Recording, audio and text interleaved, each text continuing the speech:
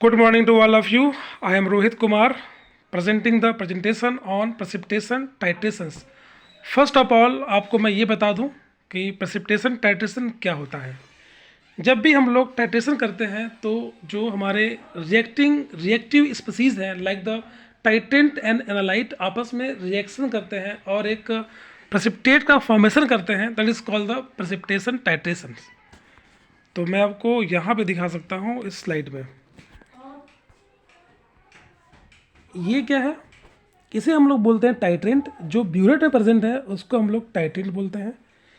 जो conical flask में present है इसको हम लोग बोलते हैं एनालाइट बोलते हैं। जब टाइट्रेंट और एनालाइट आपस में रिएक्ट करते हैं तो एक प्रोडक्ट का फॉर्मेशन करते हैं, that is called the precipitate. अब आई थिंक सभी लोगों को समझ में आ गया होगा कि what is the precipitation titration. ये एक सिंपली प्रोसेस है। इस प्रोसेस के तहत प्रेसिपिटेट का फॉर्मेशन होता है, बस।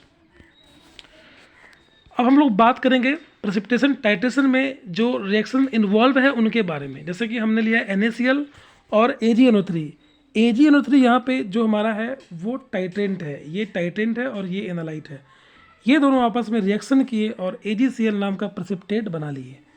जो Ag है उसे हम लोग बोलते हैं प्रेसिपिटेटिंग एजेंट, मतलब ये प्रेसिपिटेट के फॉर्मेशन में हेल्प करता है।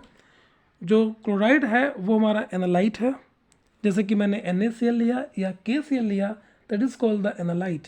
सैम्पल सॉल्यूशंस जो लिया था हम लोगों ने कॉनिकल फ्लास्क में। ये जो AgCl है वो हमारा प्रेसिपिटेट है, ये प्रेसिपिटेट है। नेक्स्ट स्लाइड की बात करते हैं। तो नेक्स्ट स्लाइड में हम लोगों ने पूरा का पूरा ये ऑपरेटर्स दिखा रखा है कि जो टाइट्रेशन करने का जो ऑपरेटर्स है वो किस तरह का होता है। एक ब्यूरेट, सिंपली एक ब्यूरेट होता है, ब्यूरेट। नीचे हमारा अल्लेनमायर का फ्लास्क, ऊपर हमारे एनालाइट ब्यूरेट में, ब्यूरेट में हमारे टाइट्रेंट, नीचे कॉनिकल फ्लास्क में हमारे एनालाइट रहेंगे। जब हम टाइट्रेंट को धीरे धीरे यहाँ से जब इसको खोलेंगे, ओपन करेंगे, जब धीरे धीरे खोलेंगे तो यहाँ से जो टाइट्रेंट है वो ड्रॉप कॉनिकल फ्लास्क में जाता रहेगा।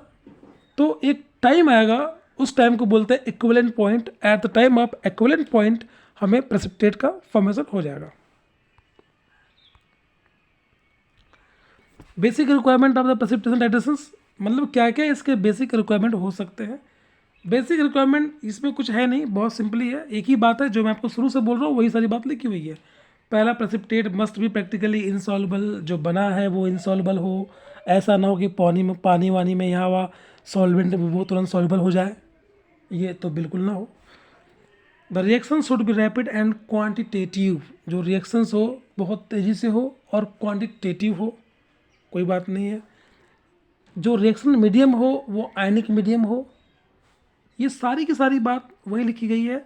और इस रिएक्शन में प्रोडक्ट का फॉर्मेशन हो, सारी की सारी बात वही लिखी गई है। कोई मतलब नहीं है इसको पढ़ने का, आप लोग इस चीज़ को एग्ज़ाम में लिखेंगे देख करके। जो टाइट्रेंट है और एनालाइट है, जब दोनों आपस में रिएक्ट करते हैं तो उनके रिएक्शंस को temperature, concentration of the solutions, buffer effect कर सकता है। ये वही बातें बता रहा है कि ये उस पर डिपेंडेंट होते हैं। इक्विवेलेंट पॉइंट हमारा शार्प होना चाहिए, हमें तुरंत दिखना चाहिए। और जो प्रेसिपिटेट बन रहा है उसे कोई हैम्पर ना करना चाहिए। हैम्पर का मतलब, जैसे यहाँ पे जो वर्ड लिखा हुआ है, the titration result must not hampered by other absorption like को प्रेसिपिटेशन। इट मीन्स कि जो प्रेसिपिटेट बना हुआ है उसके ऊपर कुछ और ना आकर के प्रेसिपिटेट हो जाए, या कोई को प्रेसिपिटेट ना करके उस पर एब्जॉर्ब हो जाए। That is the meaning of this line. और जो प्रेसिपिटेशन टाइट्रेशन जो हमारा हम लोग करते हैं उसमें क्लोराइड, फ्लोराइड, ब्रोमाइड, आयोडाइड, इस चीज़ों का जो क्वांटिटी है उसका डिटर्मिनेशन करते हैं। ये जो प्रोसेस है, इस प्रोसेस को हम लोग बोलते हैं अर्जेंटोमेट्रिक टाइट्रेशन बोलते हैं।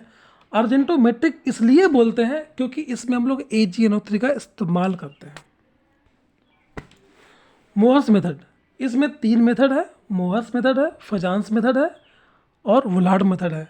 तो हम लोग बात करेंगे मोहर्स मेथड की बात करेंगे। जो मोहर्स मेथड है, रियली अगर बताएं तो ये बहुत ही सिंपल मेथड है, बहुत सिंपल मेथड है। सबसे सिंपल हमारा मेथड जो है मोहर ही है।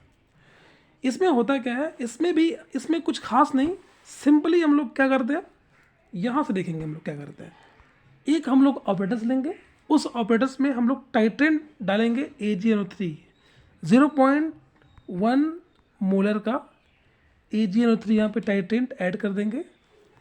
जो सैंपल है हम लोग सैंपल में कोई भी KCl या NaCl ले लेंगे। यहाँ हमने NaCl लिया है 0.1 मोलर का हम लोग NaCl सॉल्यूशंस इसमें ले लेंगे।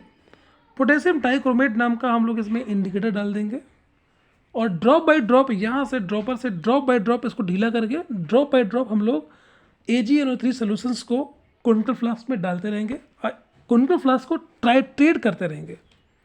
तो एक इक्विवेलेंट पॉइंट आएगा, उस इक्विवेलेंट पॉइंट में जितना अमाउंट NaCl का रहेगा, जैसे यहाँ पे आपको हमने रिएक्शंस के माध्यम से बताया है कि जितना अमाउंट हमारा NaCl का रहेगा उतना अमाउंट AgNO3 रिएक्ट कर लेगा, मतलब AgNO3 उसको न्यूट्रलाइज कर सकता है, मतलब उन दोनों के बीच जो रिएक्शंस होगा वो ख़त्म हो जाएगा, कंज्यूम कर लेगा। मतलब जितना हमारा अमाउंट NaCl है उतना उतना ही अमाउंट हमारा जो AgNO3 था उससे रिएक्शन कर लेगा। रिएक्शन करने के बाद AgCl नाम का प्रेसिपिटेट बना लेगा। फिर अब आ गई बारी इंडिकेटर्स की। अब जो हमारे टाइट्रेंट है, जो AgNO3 है, वो रिएक्शंस करेगा हमारे इंडिकेटर के साथ। ये हमारा इंडिकेटर है, इसके साथ रिएक्शन करेगा। इक्विवेलेंट पॉइंट के बाद, इक्विवेलेंट पॉइंट तक तो यहीं तक था। इक्विवेलेंट पॉइंट के बाद जब सिंगल वन ड्रॉप डालेंगे तो वो जो वन ड्रॉप है वो K2CrO4 से रिएक्शंस करेगा और ये बना लेगा प्रेसिपिटेट। ये जो प्रेसिपिटेट बनेगा वो हमारा कलर प्रेसिपिटेट बनेगा।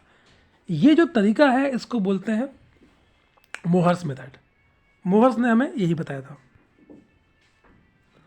थोड़ी सी और मोहर्स के बारे में बात कर लेते हैं कि मोहर्स मेथड, पहला बात, बहुत सिंपल मेथड है। मोहर्स के कुछ लिमिटेशन है। लिमिटेशन इसके ये है कि वो 6.5 से 10 जो pH का जो सैंपल सोल्यूशंस है उस पर ये वर्क करता है। अगर मीडियम एसिडिक होगा तो वहाँ पर ये वर्क नहीं करता।